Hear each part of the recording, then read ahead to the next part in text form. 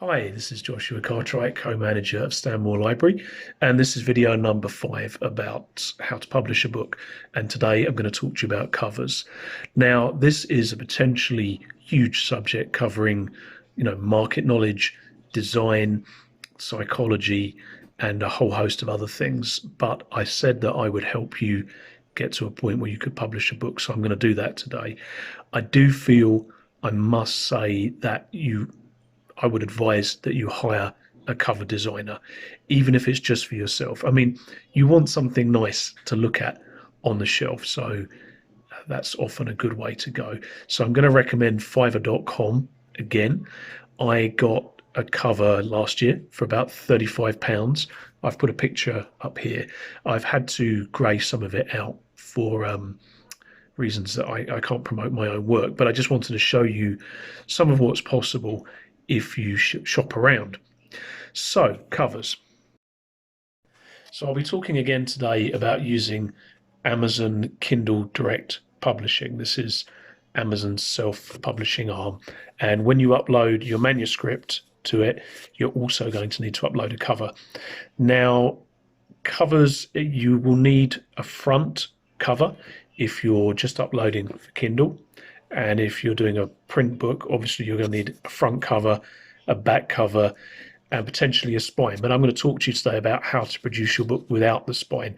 I'm not saying that, nobody's smart enough to work this out. I just want to keep it as simple as possible, and feel free to watch videos on YouTube about how to do it, maybe more effectively than I can tell you.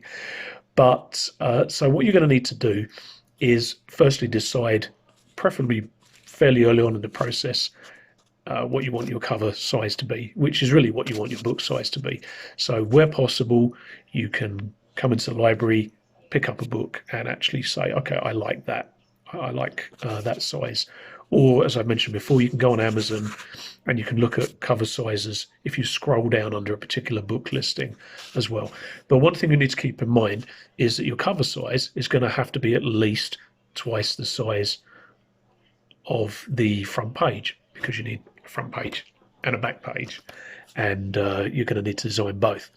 Now, to do the design, I recommend paint.net, which I've mentioned before.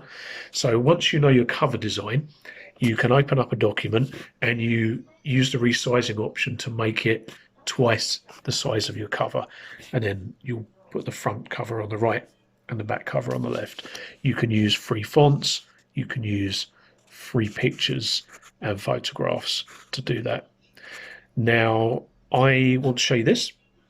This is one of my books, and I worked with a designer who did the artistic work, and then I, using fonts that I found on the internet, did the other work, and using a cutout program called Photo Scissors, which allows you to cut objects out from their background. And I've actually been told that there are Android and iPhone apps that will do this for you without having to pay for them. So please, by all means, check those out. But the girl's hands, or the drawing hands, I put that on there. So there's degrees of things you can do.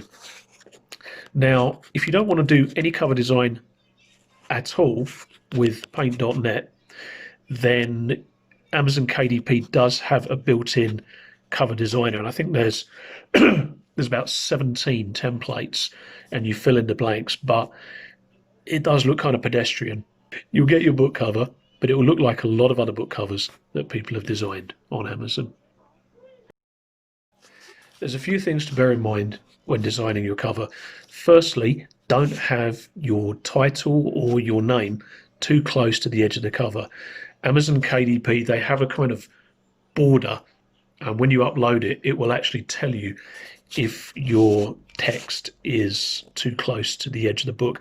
I think it's something to do with if they want to cut the picture for display, and also definitely when the actual book is printed, obviously they cut the cover out, and if your text is too close to the edge, it could get cut as well.